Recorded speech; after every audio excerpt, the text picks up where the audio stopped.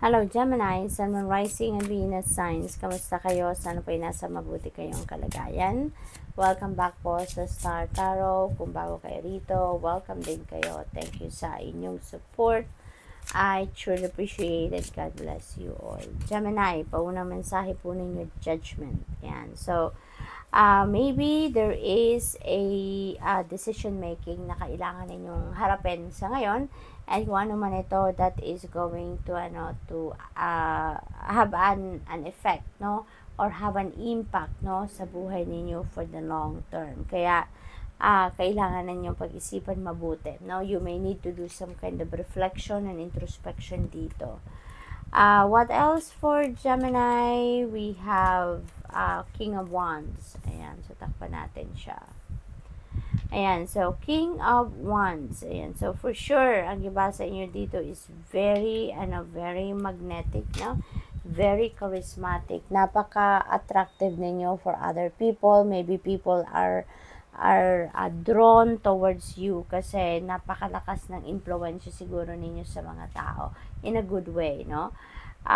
You're very inspiring. You're very, yung bang namomotivate mo ang maraming tao. People are looking up to you. Ganon kanila hinahangaan kasi maybe you're very inspirational talaga, no? Na-inspire sila sa inyong mga diskarte, sa inyong mga ginagawa, something like that, no? For others of you, you are really born to be a leader. Kaya ang iba sa inyo siguro dito will be promoted to a leadership role, or posible na ang iba sa inyo dito nandoon na sa posisyon kung saan kayo ay talagang nagli-lead na ng isang grupo, ng mga tao, ng department, no? What else for Gemini? We have Six of Cups. Ayan. So, dito naman, Gemini, there is a reunion, no? There could be travel as well dito, Gemini, kasi maaaring kayo ay manggagaling pa sa ibang lugar, maaaring kayo manggagaling pa abroad and you are coming home to visit your family, your children, or maaari siguro na uuwi din kayo dahil mayroong okasyon kayong dadaluhan, ano?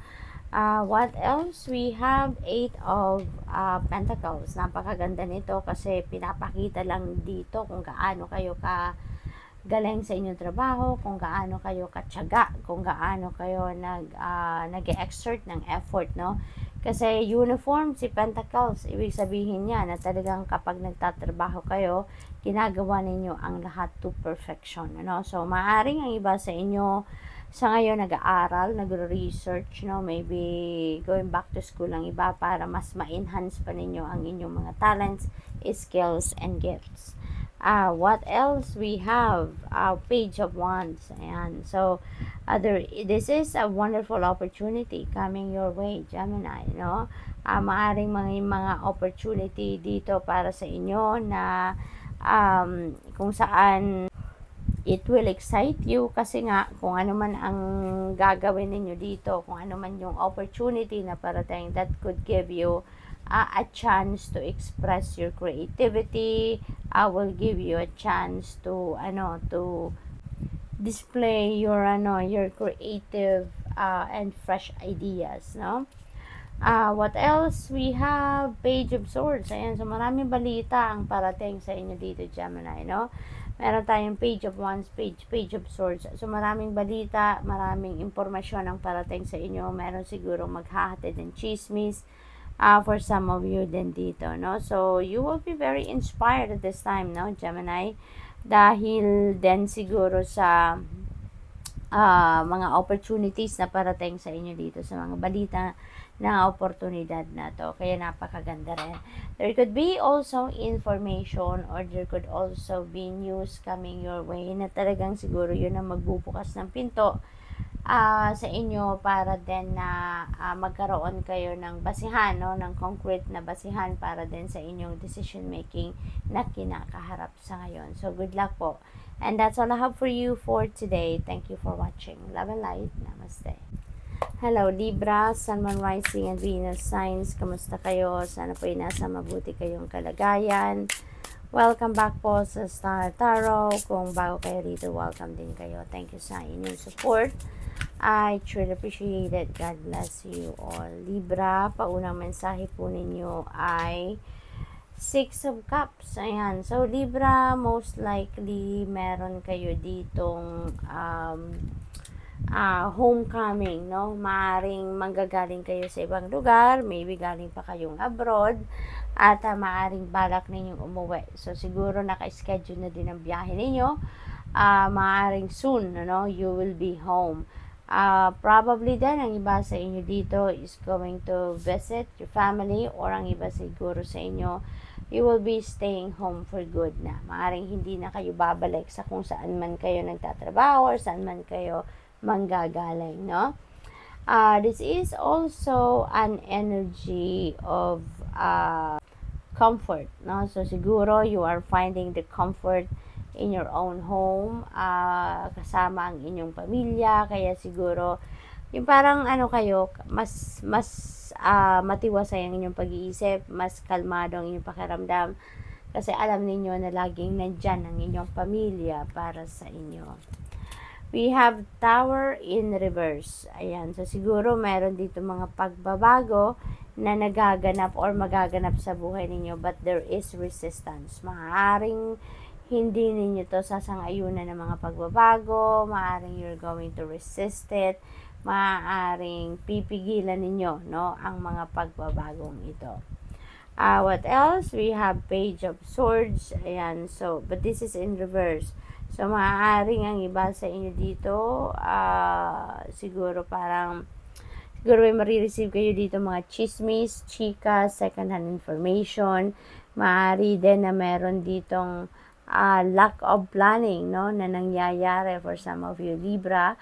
Kaya siguro hindi pa rin kayo makausad din sa buhay because of that, no. Alam ninyo na parang kailangan pa ninyong i-review muli ang desisyon na nauna na ninyong ginawa. Okay?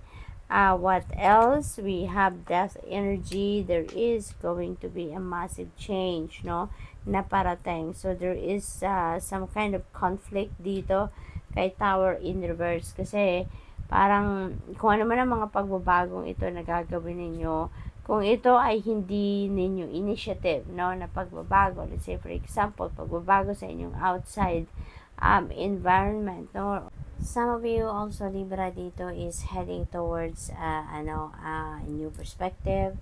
Siguro hindi lang pagbabago sa mga ganap, no, sa buhay, but also even ang inyong isipan, no, maaaring that will be full of new ideas, no. Maaaring ganun ang ganap dito for some of you. There could be new opportunities coming your way dito, no, for others of you. We have Three of Cups. Meron kayong celebrate dito Libra, maybe okasyon ito, or siguro meron kayong achievement or accomplishments na mararating sa ngayon, and you're going to celebrate that bilang pagbasa, papasalamat din, dahil sa blessing na natanggap ninyo. Probably then meron din yung reunion ng mga kaibigan, reunion ng pamilya, so definitely meron dito magkikita-kita para sa inyo. What else? We have Eight of Swords in reverse. Ayan. So, dito naman, maaring ang iba sa inyo dito is going to be breaking away from ideas, or breaking away from situation na akala ninyo trapped kayo, akala ninyo powerless kayo, no? Mababaliktad na rin ngayon ang inyong sitwasyon, and you are going to be productive, mas magiging inspired na kayo sa ngayon. There will be more awareness also coming your way dito, so good luck. That's all for you for today. Thank you for watching. Love and light. Namaste. Hello Aquarius, Sun, Moon, Rising, and Venus signs. Kamusta kayo? Sana po nasa mabuti kayong kalagayan. Welcome back po sa Star Tarot. Kung bago kayo dito, welcome din kayo. Thank you sa inyong support. I truly appreciate it. God bless you all. Paunang mensahe ni Aquarius, Queen of Pentacles. Aquarius, this is really a beautiful energy because Queen of Pentacles is a very prosperous and abundant energy, and at the same time very nurturing din siya. Kaya maaaring ang karamihan sa inyo dito is going to focus on taking care of yourself, maaaring self-care, self-love ngayon ang ano ninyo, ang aasikasuhin. Probably then, ang iba sa inyo is not only going to take care of yourself, but also siguro, you are also taking care of your loved ones, no? Siguro meron din kayong mga inalagaang mga anak ninyo, hands-on siguro kayo dyan sa pag-aalaga sa kanila, sa magulang ninyo, sa mga mahal ninyo sa buhay, no? Maybe ang iba din sa inyo could be a healer, maaaring ang iba sa inyo is a caregiver, yung mga ganon. Meron din dito mga kung kayo ay naghahanap ng trabaho, no? Probably ang iba sa inyo is going to receive an offer para sa trabaho, maybe career or business opportunity din ang dadating sa inyo dito, yung ganon, ano? So, definitely magkakaroon ng magandang financial blessing, no? Ang karamihan sa inyo at this time, Aquarius. We have King of Swords. Ayan, some of you siguro is looking for someone na makakatulong sa inyo na magkaroon kayo ng kalinawan sa inyong sitwasyon. Maybe kailangan ninyo dito ng professional advice, kailangan ninyo ng perspective ng iba, kaya maybe yun ang hinahanap ninyo sa ngayon. Looking for someone na makakapagbigay ng sage advice sa inyo, because mental clarity, yun ang kailangan ninyo sa ngayon. Maybe meron kayong sitwasyon na hindi ninyo nakukuha o nakikita yung truth ng or heart ng situation. That's why you need to talk to someone na magbibigay ng clarity sa inyo. We have 5 of Cups. Ayan. So, there are some regrets, no? Sadness, great sadness siguro na nararanasan ang iba sa inyo dito, Aquarius. Maybe may mga frustration, disappointment, or maybe you have lost something or someone dito, kaya nalulungkot kayo, no? So, probably ganon ang ganap.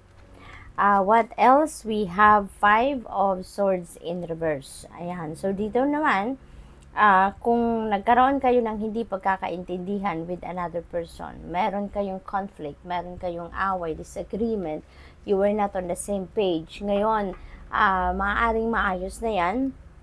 Maaaring yung communication lines between the two of you ay magbubukas na sa ngayon, and you may also have a conversation with each other at probably mag-come up kayo with a compromise or with peaceful resolution, kaya magkakaayos na din kayo, magkakausap na kayo at mapapatch up na ninyo kung ano man yung iringan or disagreement, no, na meron kayo. 3 of Swords in reverse. Ayan, so maaari talaga, no, na maghihilom na dito yung puso ninyo, magpapatawad na kayo, magkakaroon na kayo dito ng forgiveness, no? May healing na, kumbaga may acceptance na kung ano man yung sama ng loob or sakit ng kalooban na naidulot na kung sino man ito, na nakaaway ninyo or yung may ka-disagreement kayo, ngayon maaring matanggap nyo na ganun talaga ang buhay, ganun talaga ang sitwasyon. Sometimes may pagdadaanan talaga mga ganitong rough patch. So, siguro ngayon may mapapatawad mo na yung taong ito. Maari ngayon, akseptado mo na and you are ready to move on, no? So, that's really good. What else? We have Ace of Cups. Ayan. So, your heart is really expanding, no? With the Ace of Cups. Malambot ang puso ninyo dito. You're very compassionate, no? You're going to display your compassion dito to other people, yung ganon.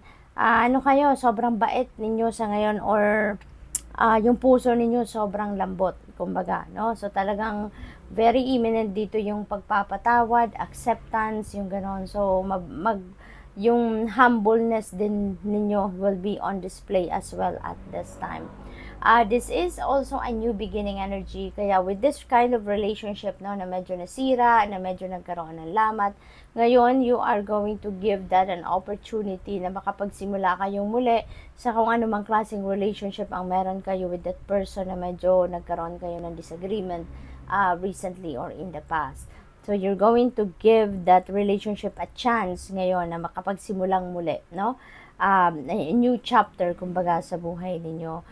This could also be a new beginning in love, a new beginning in your financial situation, or it could be in anything. No, definitely merong bagong chapter or bagong uh, new phase in your life dito na sisimulan kayo. And you are going to be joyful, happy, yung ganon. Kasi overflowing of blessings din ang parating sa inyo dito. Aquarius, kung nakikita ninyo yung cup overflowing, 'di ba? Ang tubig. As in, tuloy-tuloy, malakas pati ang dating, kaya nagtatalunan din, no? Tumatalsik-talsik ang tubig na binabag sa kanya. Kaya, parang mabilis, marami, no? Your blessings na matatanggap ngayon is, in abundance, no? Marami, sobra yan para sa inyo. Sobra-sobra. What else? We have the Magician energy. This is another number 1. This is another new beginning energy. So definitely meron kayong sisimulan dito. No? You're heading towards a new path, Aquarius. Okay, this is really awesome. You're going to manifest whatever it is that you want to manifest in your life. You're going to start fresh. You're going to start something new dito, no? At wala na ditong procrastination. Wala na ditong pagdadalawang isip. Wala na ditong doubt, no, sa inyong sarili. Handa na kayong magsimula ng bagong buhay. Handa na kayong magsimula ng bagong path dito sa buhay ninyo na makakarating kayo doon sa kung ano man yung gusto ninyong ma-manifest sa buhay ninyo. So good luck. That's all I have for you for today. Thank you for watching. Love and light. Namaste.